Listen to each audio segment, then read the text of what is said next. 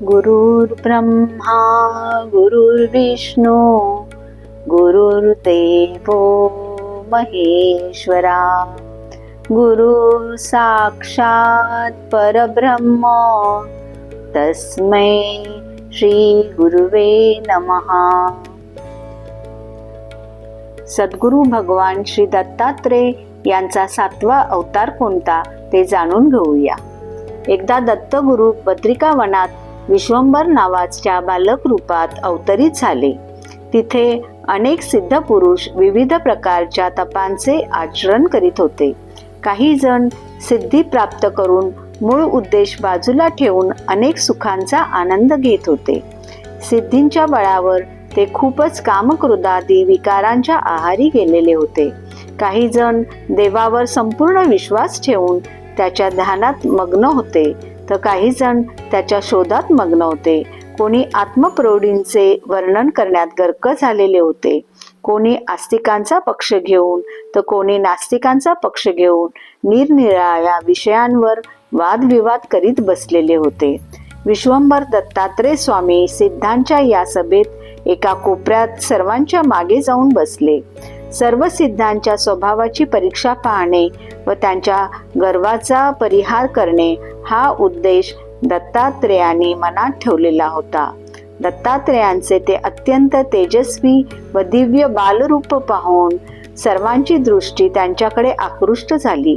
अत्यंत मनोहर असलेले बालयोगी भगवान दत्तात्रेय योग मुद्रेने बसलेले होते। श्रीमुख कमंडलावरील ती अद्वितीय आभा पाहून त्या सिद्धाने श्री गुरूंना विचारले की, बाळ तू कोण आहेस? त्यांचा हा प्रश्न ऐकून दत्तात्रेय म्हणाले, मला बाह्य रूपाने किंवा उपाधीने जाणता येत नाही। माझे स्वरूप कोणाच्याही प्रतीतीला येणारे नसल्यामुळे मला अप्रतीत स्वरूप म्हणतात। तुझा आश्रय कोण आहे ते तरी सांग। दत्तात्रेय म्हणाले, मला कोणी आश्रय नाही व माझा कोणी आश्रय अथवा संरक्षकही नाही। तुझा योग कोणता व त्याच्या अभ्यासाची रीत कोणती? दत्तात्रेय म्हणाले, माझ्या योगाला मी चित्रयोग हे नाव दिलेले असून त्याच्या अभ्यासाची काही प्रक्रिया नाही। यावर सिद्धांनी विचारले, तुझा गुरु तरी कोण आहे? त्यावर दत्तात्रेयाने उत्तर दिले की, मला कोणी गुरु नाही। पुन्हा सिद्ध म्हणाले, तुझी मुद्रा कोणती, वैष्णवी की शांभवी? सिद्धराज म्हणाले, माझी ही करुणात्मक मायेच्या पलीकडची निरंजनी मुद्रा आहे। अरे ती कशी असते? सिद्धराज म्हणाले, जसा मी आहे तशीच ती असते। अरे या मुद्रेत तुला काय दिसत आहे? सिद्धराज दत्तात्रेय म्हणाले, ध्यानातील अवस्थेत जे प्रचितीला येते, अर्थात ध्याता, ध्यान आणि ध्येय या त्रिपुटीच्या पलीकडचे जे काही तत्व आहे तेच माझे ध्येय होय। आपला मार्ग कोणता आहे? दत्तात्रेय म्हणाले, माझा मार्ग म्हणजे शिवत्वाची म्हणजे शाश्वत तत्वाची पूर्तता आहे। याप्रमाणे ती सिद्ध मंडळी व भगवान श्री दत्तात्रेय यांचा वादविवाद चालला असताना आकाश मार्गाने जात असलेली 11 रुद्रा, 12 आदित्य, अष्टवसु, 49 रुद्रगण तसेच महर्षी देवगण, यक्ष, गंधर्व व किन्नर इत्यादी यांची गती खुंटीत होऊन ते सर्व भूतलावर त्या ठिकाणी अवतरले। त्यांना पाहून ती सर्व सिद्ध मंडळी आश्चर्यचकित झाली। सिद्ध लोकांना वाटले हे त्यांच्या सिद्धीचे फळ आहे व त्यामुळे त्यांच्यात वाद निर्माण झाला। त्यांचा तो परस्परांमध्ये चाललेला कलह पाहून श्री दत्तात्रेय त्यांना म्हणाले, सिद्धजन हो, तुम्ही आपसात हे व्यर्थ भांडण का करीत आहात? तुम्ही सर्वश्रेष्ठ आहात, पण तुमच्यात अधिक श्रेष्ठ कोण आहे याचा निर्णय घेण्याची सोपी युक्ती मी तुम्हाला सांगतो। गती कुंठित होऊन भूमंडलावर या ठिकाणी उतरलेले हे सर्व देव आणि इतर लोक ज्याच्या शब्दाने पुन्हा वर जातील तो तुम्हा सर्वांमध्ये श्रेष्ठ आहे असे समजा। त्यांचे भाषण ऐकून सर्व सिद्धजनांनी प्रयत्न केले, पण एकाच्याही शब्दाचा उपयोग झाला नाही। कोणीही देव अथवा ऋषीमुनी आपापल्या स्थानी हलूही शकले नाही। यामुळे आपण खूप मोठी सिद्धी मिळवलेली आहे असे मानणारे ते सर्व सिद्ध लोक अत्यंत लज्जित झाले. त्यांचा क्रोध मावळला, अहंकार पार गळाला. ते सर्व सिद्ध निस्तब्ध झाले. त्यानंतर सिद्धराज श्री दत्तात्रय म्हणाले, देव हो, ऋषी मुनिजन हो, तुम्ही सर्व आपापल्या स्थानाला सत्वर जाऊन पोहोचावे. मी तुमच्या प्रतिबंध दूर केला आहे. तुम्ही ते मात्र ही चिंता न करता आनंदाने आपापल्या स्थानाला जावे. माझा तुमच्यावर अनुग्रह आहे. हे उद्गार ऐकल्यावर सर्व मंडळी श्री गुरु दत्तात्रेयांना अभिवादन करून एका क्षणात आपापल्या स्थानाला जाऊन पोचली. हे पाहून बद्रिकाश्रमातील सर्व सिद्ध महात्मे आश्चर्यचकित झाले व म्हणू लागले, खरोखर हा प्रत्यक्ष परमात्माच बालरूपाने आपल्या पुढे अवतरला आहे. सर्व सिद्धांनी दत्तात्रेयांच्या चरणी सादर प्रणिपात केला. देव व सिद्ध यांनी त्या ठिकाणी दत्तात्रेयांची मुक्त कंठाने स्तुती केली.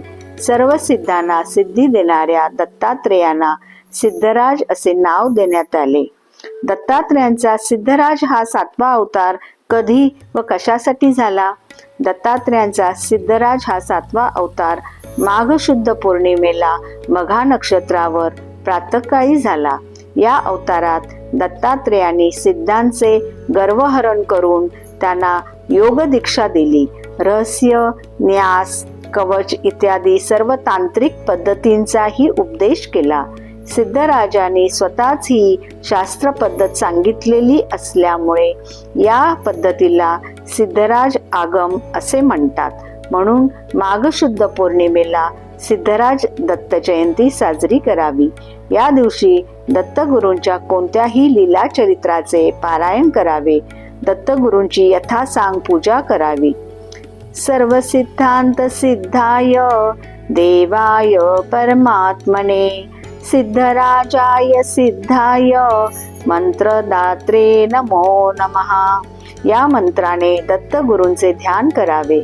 अवस्थात्रय रूपाय अवस्थात्रयातीतः सिद्धराजावताराय दत्तात्रेयाय नमो नमः. ध्यान, ध्याता, ध्येय या तिन्ही अवस्थारूप आणि त्यांच्या पलीकडे असणाऱ्या चित्रयोग अवस्थेत राहणाऱ्या सिद्धराज अवतार धारण करणाऱ्या श्री दत्तात्रेयांना माझा नमस्कार असो अशी हात जोडून प्रार्थना करावी. ओम चैतन्य सिद्धराजाय नमः हा मंत्र जप 108 वेळ करावा. त्यानंतर श्री गुरु दत्तात्रेयांना 3 वेळा अर्घ्य द्यावे. अर्घ्य मंत्र: सर्व सिद्धांत सिद्धाय देवाय परमात्मने महाराजाय सिद्धाय कर्मणार्घ्य ददाम्यहम्. कायेन यत्कृतं तत्सर्वं श्री गुरु दत्तात्रेय अर्पणमस्तु. संसार दुःखनाशाय सर्व शोकहराय च सिद्धराजाय देवाय कर्मणार्घ्य ददाम्यहम्. वाचसा यत्कृतं तत्सर्वं श्री गुरु दत्तात्रेय अर्पणमस्तु. स्वरूप ज्ञान दीपाय सर्वशक्तिधराय च सिद्धराजाय शांताय कर्मणार्घ्यं ददाम्यहम्. मनसा यत्कृतं तत्सर्वं श्री गुरु दत्तात्रेय अर्पणमस्तु. दत्तगुरूंना फळांचा नैवेद्य दाखवावा. दत्तात्रेयांचे कोणतेही आध्यात्मिक पुस्तक दान करावे. या पूजेमुळे दत्तगुरूंची कृपा होऊन इच्छित फल व सिद्धी प्राप्त होते. संसारातील दुःख, क्लेश, शोक नाहीसे होतात. श्री गुरु दत्तात्रेय अर्पणमस्तु. शुभम भवतु.